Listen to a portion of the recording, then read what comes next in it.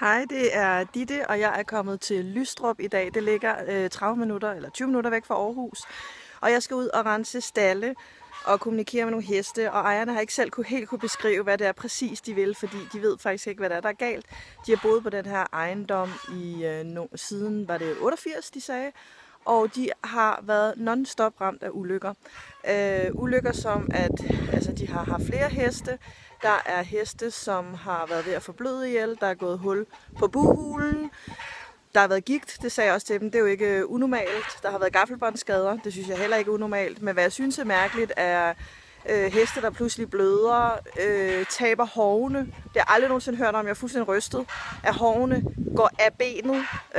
Begge hove går af benet. De måtte sætte gaffabånd på, for at få hovene til at sætte sig på plads igen. Når jeg går rundt på ejendommen, så mærker jeg ekstremt åndedrætsbesvær, er enormt svært ved at trække vejret, så ved jeg også, det betyder, at her er virkelig, virkelig dårlig energi. Jeg ved ikke selv, hvordan jeg griber det her an i dag endnu, men jeg forestiller mig, at jeg går ind og spørger de 4 heste, som lever.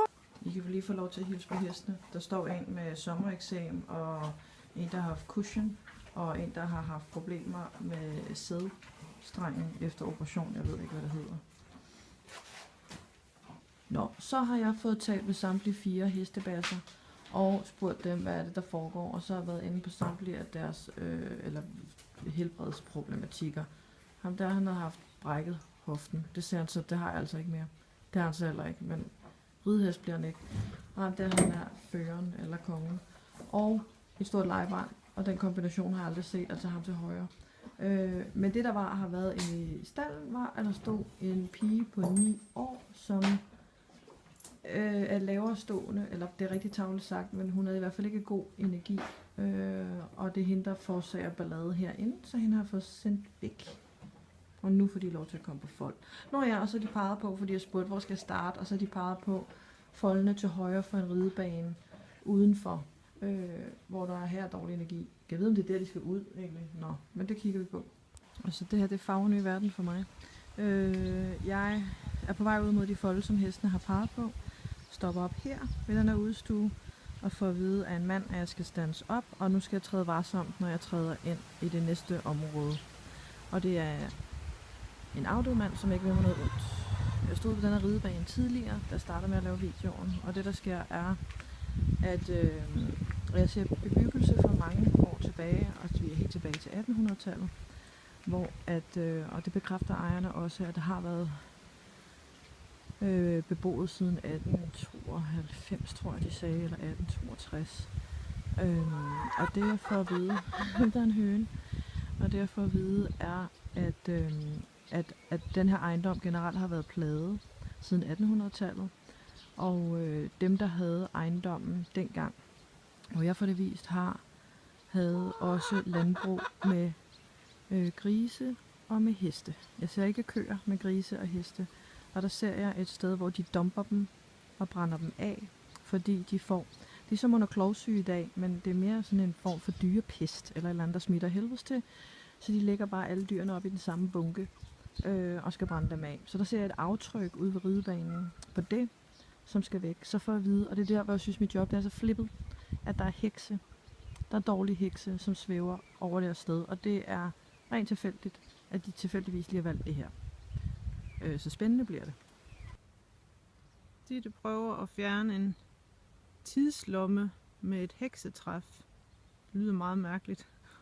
Men det er, hvad der sker. Når hun sætter sig der, skulle de sætte sig på hende, og så skulle hun forsøge at få dem væk. Uden at hun selv får problemer. Hjørnet af ejendommen, helt omme i træerne, deromme nede mod vejen. Og så var der noget, de kaldte Katmosen, der hvor vi har gravet sø ud nu. Ja. Det er fordi, jeg blev spurgt, om det giver mening, at der har været mosehul hernede. Og det er jo tilbage til 1800-tallet, da det originale hus lå hernede, ikke? Jo. Det er da vildt interessant. Før 1882. 1882 var det. Der er det flyttet herop. Det er vildt. Altså det giver da meget god mening for mig i hvert fald. Godset heroppe, det er fra 1772, tror jeg, der ligger bag ved skoven. Okay. Så det går langt tilbage, hva'? Ja. Alt det, der ligger her. Ja. I 1400-tallet brændte man heksen af, siger du? Ja, altså der var der sådan et engelsk program, hvor vi så lidt om det. Der viste de i hvert fald, at det var helt tilbage i 1400- og 1500-tallet. Det er bare det, der er så interessant eller flippet for mig, det er, at jeg har aldrig set onde hekse. Men når der er godt, så er der også dårligt. Altså. Alright. Nå, nu er det væk. Altså, jeg har i forvejen en mærkelig job, og det her, det er et meget spændende arbejde, jeg er ude på i dag. Det, jeg så tidligere, det var, at der var det her mosehul, hvor at der var heksetræf. Og jeg troede, altså det er så flippet, for jeg troede ikke, at de eksisterede. Jeg troede, at hekse i gamle dage var sådan en som mig, som havde urter, eller kunne hele, eller lave homeopatisk medicin, og så blev de brændt på bålet for det.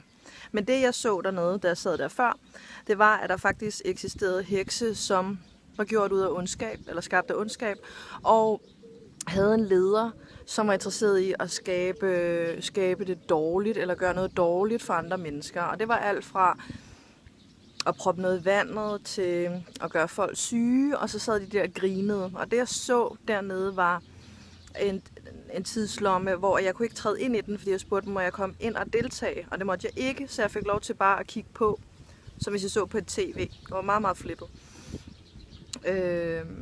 Og så visualiserede ligesom, at jeg sendte dem væk i en tornado af helvedes til.